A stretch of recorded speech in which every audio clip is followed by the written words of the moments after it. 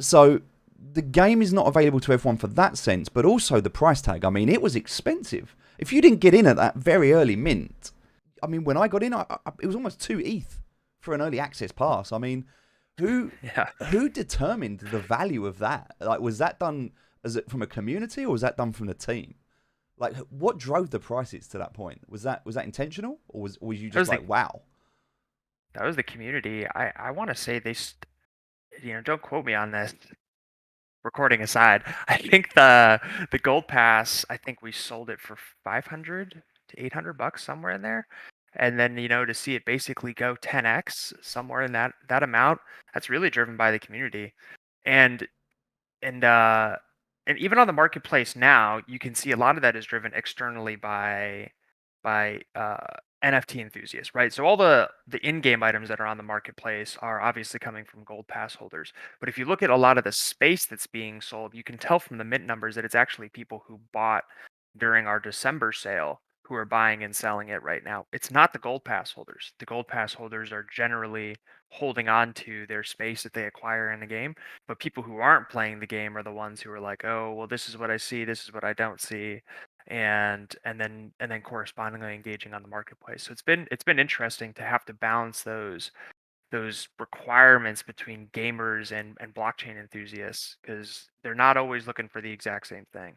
Yeah, absolutely. And see, one of the Mm. things that I need to let the community know is that the gold pass, it's got like a 4 week shelf life of exclusivity, and then the silver pass kicks in, and the gold pass is still active, but it effectively becomes like a silver pass. With that being said, the value of the gold pass should go down the closer it gets to the silver pass. So you've got to be careful. It's not, you don't buy a gold pass for an investment opportunity. And I found that fascinating because at the moment, I think only about 50% of the passes have been reclaimed. If I'm right in, I mean, I don't know the exact numbers, but Yeah, yeah, it was a weird move on our part. It is about half. I can't remember the exact number off the top of my head, and obviously it's going up a little bit each day. yeah. But it was like, wow, if you really want to play the game, you should be in there right now. Yeah. And then some people are taking those NFTs and already putting them on the marketplace. Where do you see big time in 6 months, 12 months? If you're looking at daily active users, what are your targets, your goals? My my personal opinion is probably somewhere in the magnitude of hundreds of thousands to millions. That's a personal opinion. What I think will be a little bit different, again, this is kind of my speculative answer, a personal opinion, not financial advice, Of course. is that I actually think we're going to grow more over time, Mm. more so than like other um, big games that are out there, because I think people are going to see that our blockchain game is not like other blockchain games in that ours is actually a good game. And so people are probably kind of skeptical about it right now. They don't really understand wallets. They don't like crypto. They think it's weird. And then I think over time they're going to be like, this is a good game. I like this. I like the way this looks. I like the way this feels. And who doesn't want to collect NFTs along the way? And then I think we're going to kind of have like a pretty steady population moving in there as they kind of know and trust the platform a little bit more. I love that. I have to say, for an early release, for an early access game, there's not that many bugs. There's not really that much that I've seen that kind of stands out as game breaking. What about you, Matt? What have you seen from your end? Have you had anything where there's been like a bombardment of support in a certain area, or has it been quite smooth in terms of the launch? In terms of the actual gameplay, there hasn't been like some massive changes. There are some issues with like, uh, you know, users appearing kind of out of nowhere in those adventure areas. But for the most part, no, not really. There hasn't been a lot of like gameplay focused things. Most of the feedback has been coming from the marketplace for the NFT side. Yeah. How long has the game company, the studio, been around? Was it formed for this game? Have you had experience in games in the past? How did it come about? So Big Time Studios is bigger than is excuse me, different than Big Time the game.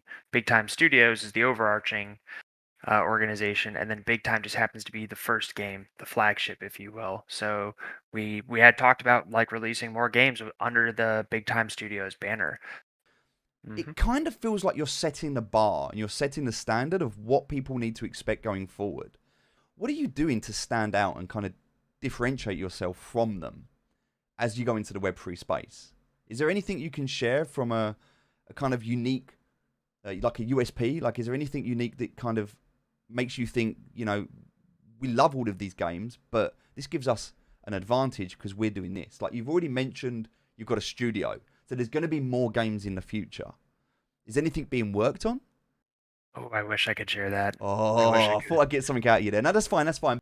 So, what does normal gameplay look like after this? In terms of drop rates, is there drop rates in normal gameplay?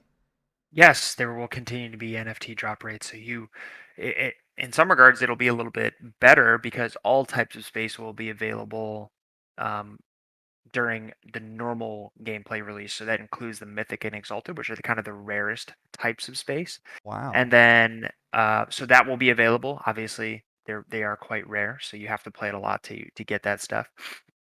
Um, and then uh, and then basically every other type of NFT will be available except for those exclusive ones.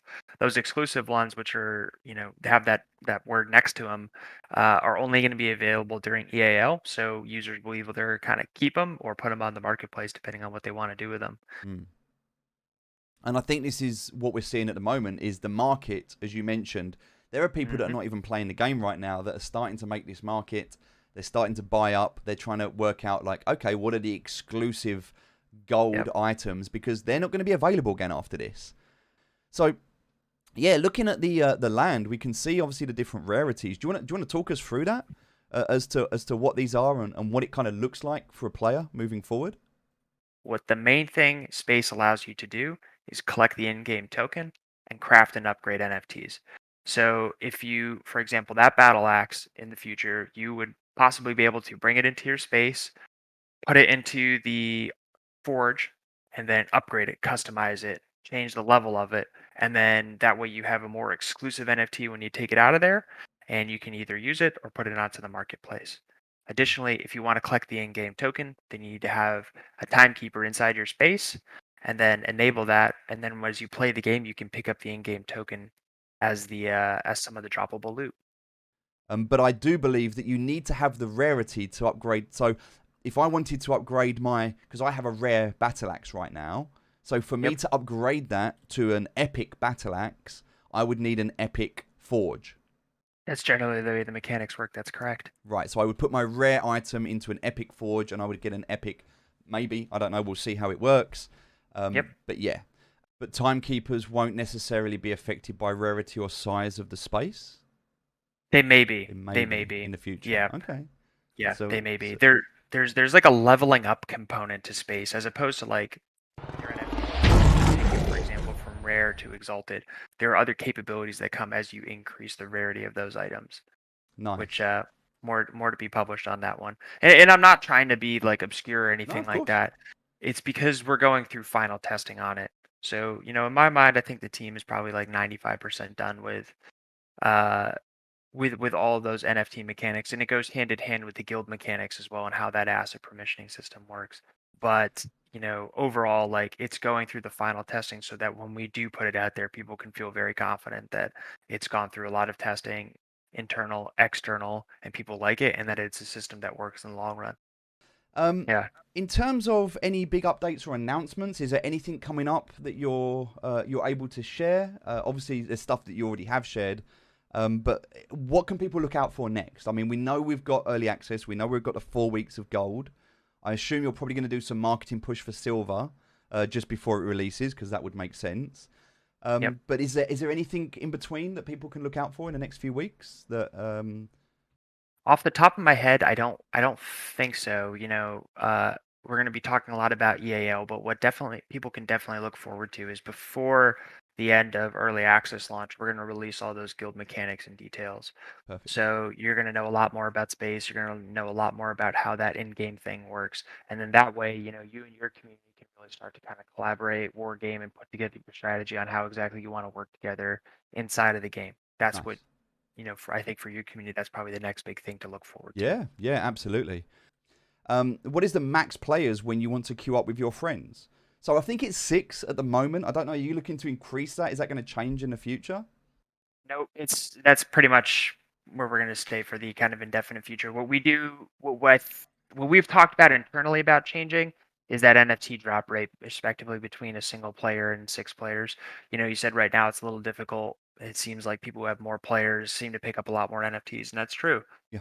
And we're looking to kind of rebalance that a little bit more. Well, that's nice. Is there a possibility for an underground market of pocket watches? And if it does form, how will you tackle it in the coming days? I mean, I'll be honest, with pocket watches, I don't think it matters, does it? I mean, pocket watches have no intrinsic value. You can't sell them. They're an in-game item, as opposed to they're not an NFT. Correct. Yeah. Yeah. A lot of people have brought that up. Like, what if you can sell pocket watches? But that would really detract from kind of our third foundational concept of like this should not be a pay to win game. Mm. Because after a while, people are gonna get angry. They're not gonna enjoy their times if it's like your biggest credit card is the one who kind of takes you the farthest. So And, and that's and right now we don't have that. that brings me to a really interesting point, which really intrigued me, is that I cannot, or I could not, just go to the top tier dungeon or adventure with my very high powered friends as a level 1. I could not level up this. I mean, I did level up, but not as easily, because the game is actually designed to make you grind through the levels.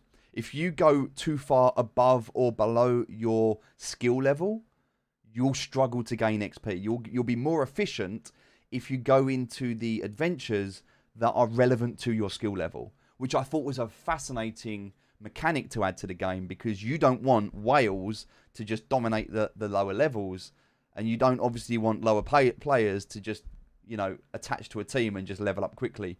You want people to have to go through that grind continuously as they level up their pocket watches. And I think pocket watches, as you've already mentioned, they're going to reset. We know after early access they're going to reset. I believe there's going to be seasons, or there's going to be time-based events, and I'm assuming things are going to reset on a regular basis.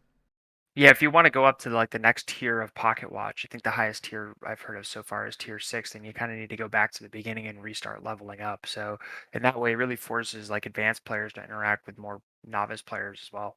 Yeah. But it was interesting, and this is one thing I did learn, is I had my tier 0, my starter pocket watch, and you can go and acquire all of the starter pocket watches. Not many people know this. There's an area in Watertown, and you can go and interact with the NPCs, and you can actually acquire all of your starter pocket watches. So you can have the full collection at the start of the game, start leveling them up. But the thing is, if you go from a tier 0 to a tier 3, your stats in terms of your health buff is about 2,500%. So it's in your interest to not spend too much time on leveling up a tier 0. Because trust me, you'll get a tier 3 and go, oh, that was a waste of time. So it's kind of worth getting one to those levels and then going and finding, because you have to find where those pocket watches drop. They drop in certain places in adventures. And then getting those tier 3s and then getting that tier 6. Because a tier 6 has better stat points at the start of the game, meaning you can hold more items. One of the biggest challenges you'll find in this game at the start is your inventory. You need incredible inventory management. Like me at the start of the game, I was running around picking up everyone's loot. Like, hey, do you want that? Can I have that? Can I have that? I'm picking everything up. And then I'm spending half an hour at the shop going, I don't know what's good, what's not. You can spend just as much time in the shop sorting your inventory, trying to figure out, well, this is a tier 2, but so's that, but this has got special stats. But what is this? But what if I upgrade it? This is uncommon, but this is tier 2. There's a whole game just in trying to optimize your items. But I'm Yeah. curious from your perspective, because obviously you see it from a developer's perspective and a core team perspective. What do you think of, you've obviously had a chance to play the game. What do you think in terms of your optimal strategy? Like, how would you play this game? I gotta be honest with you, Steve. I don't have a gold pass, so I haven't been playing during EAL. So, Oh, we need to hook um, you up with one of them. Let me speak. I can speak to someone. I'm sure we can get you hooked up. I think we need to do that. We need to get you. Okay, in the yeah. chat, we need. Give me get hashtag Matt.